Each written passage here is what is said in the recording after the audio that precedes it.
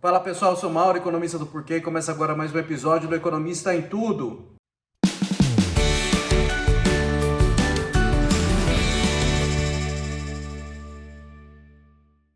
Para você que está chegando por aqui, eu convido a se inscrever no nosso canal e ligar o sino para receber as notificações. Toda semana 2 vídeos novos, e também dá uma olhada no nosso site www.porquê.com.br, que tem bastante conteúdo escrito lá. Semana passada teve reunião do Copom, o Comitê de Política Monetária do Banco Central, para definir o que vai fazer com a Selic, que é a taxa de juros básica da economia. A gente viu uma subida substancial, mas já meio que anunciada antes, né? O Banco Central já, com essa inflação alta do jeito que está, não só inflação alta, né? As expectativas de inflação também alta, vou falar um pouco mais sobre isso daqui a pouco. O Banco Central já tinha anunciado na reunião passada que aumentaria em 1 ponto percentual a Selic, que é um aumento bem grande. Só que tinha prometido mais 2 nas reuniões seguintes, tá? Então, a última do ano passado tinha prometido 3 subidas de 1 ponto percentual, já tinha sido a primeira e agora foi a segunda. Aí tinha aquele papo assim, se a situação da inflação desse um refresco, será que não poderia rever? Aqui não deu refresco nenhum, a situação continua complicada. Então o Banco Central manteve ali o que tinha dito de ter uma subida de 1 ponto percentual. Tá? Uma coisa importante que aconteceu é que essa é a primeira reunião do novo presidente do Banco Central, que é o Gabriel Gallipo. Tá? Então manteve também a linha que vinha do Banco Central anterior, que era o Roberto Campos Neto, que tinha sido indicado pelo presidente Bolsonaro e que estava dando tanta embate com o presidente Lula.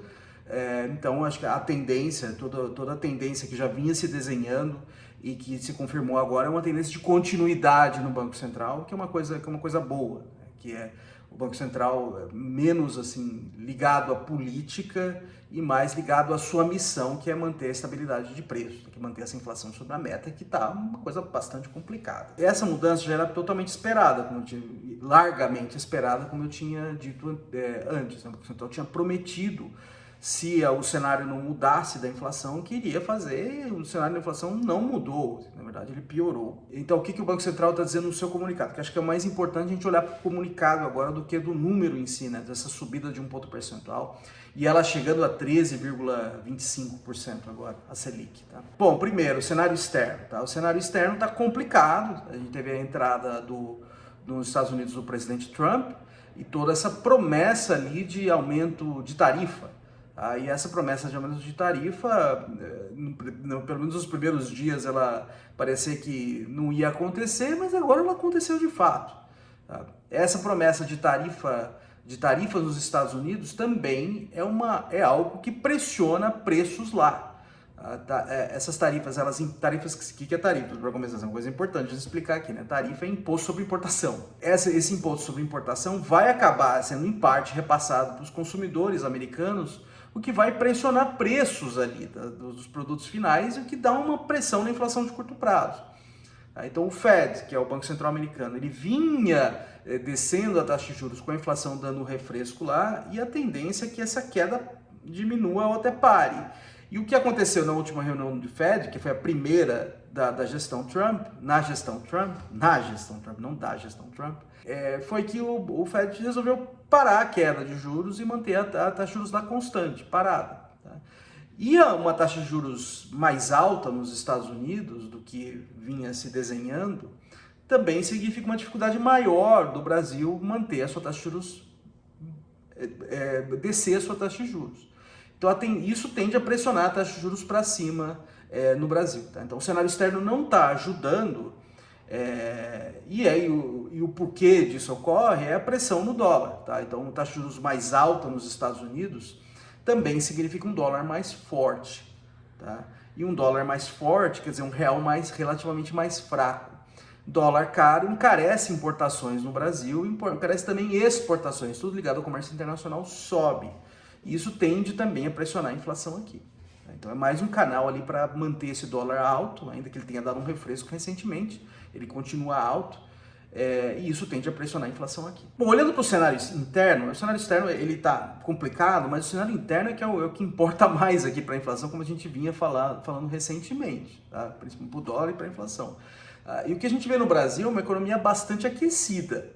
a gente vê que uma coisa boa, né, de um lado, né, tem crescimento, tem mercado de trabalho aquecido, desemprego baixo, tá?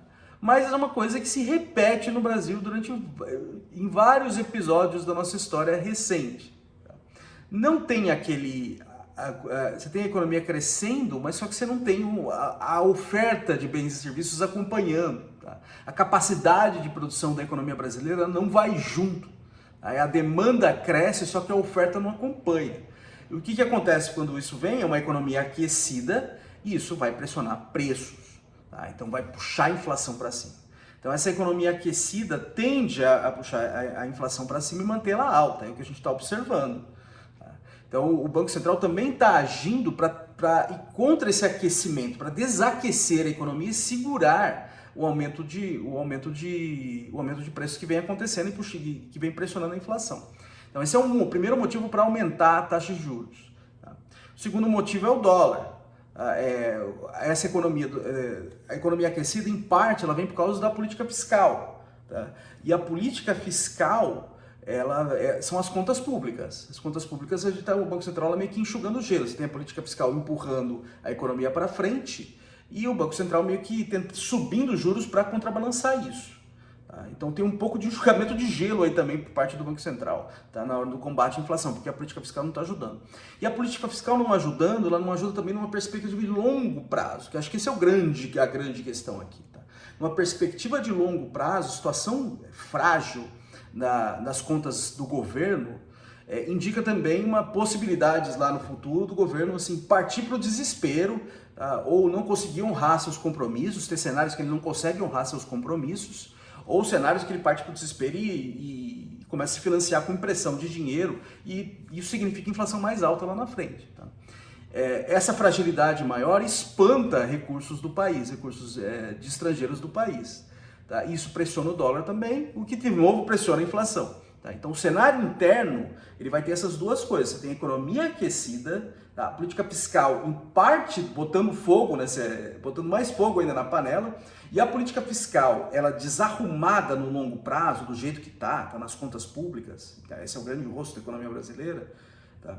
Também pressiona dólar, tá? Lá na frente. E aí tem uma coisa adicional que aumenta a expectativa de inflação lá na frente, porque esses cenários em que o governo tem que partir para o desespero e, por exemplo, se financiar imprimindo dinheiro, eles se tornam mais prováveis, tá? E mais impressão de dinheiro lá na frente quer dizer mais inflação lá na frente, então a expectativa de inflação também sobe hoje. Tá? E a expectativa de inflação é a grande questão aqui do sistema de metas de inflação.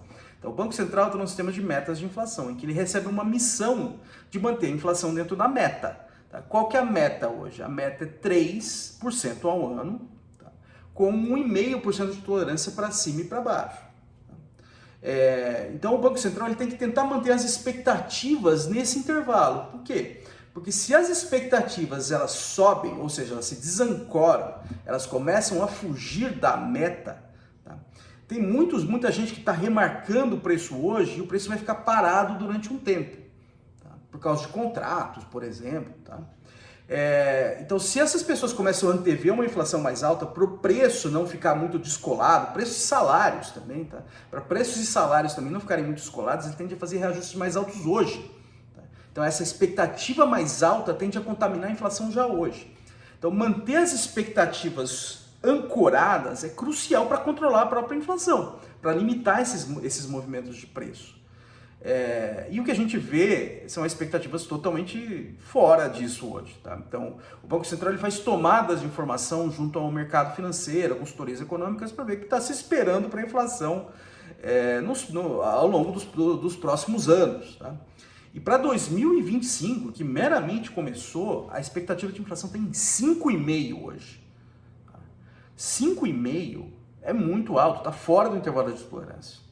E para 2026, que está longe ainda, ela está em 4,2%. Tipo assim, está dentro do intervalo de tolerância, mas está longe lá do 3%, que é a referência principal, e está quase batendo lá no teto do intervalo do limite superior, que é 4,5%. Então a situação da inflação, quando a gente olha para as expectativas, ela está bastante precária. Então o Banco Central hoje ele tem que mostrar dente mesmo para tentar colocar isso aí, dar um freio nisso. Vai dar certo? Acho que ainda não está muito claro. Tá? Por quê? Porque ele anunciou 3 mudanças aí, três mudanças altas de 1 ponto percentual, e as expectativas ainda continuam altas. Por quê? Em parte por causa que você tem o lado fiscal que não está ajudando, tá? Não tem credibilidade do Banco Central sem o lado fiscal ajudando, sem contas públicas minimamente arrumadas no longo prazo, e também porque o lado fiscal está botando mais fogo na fogueira e mantendo a economia aquecida. Tá? Isso aí faz com que a inflação esteja desgarrando. Então esse é o grande problema, que o cenário está preocupante mesmo da inflação, não só porque a inflação está alta, mas porque as expectativas elas estão fugindo. Tá? Mas é algo para a gente acompanhar e ver o que o Banco Central vai fazer. Você vai ter que mostrar ainda mais dente nas próximas reuniões para tentar segurar esse processo. É isso aí, pessoal. Muito obrigado por ter assistido o vídeo. A gente volta a conversar mais na semana que vem. Dê uma olhada no nosso canal, tem bastante conteúdo escrito lá. O endereço é www.porquê.com.br.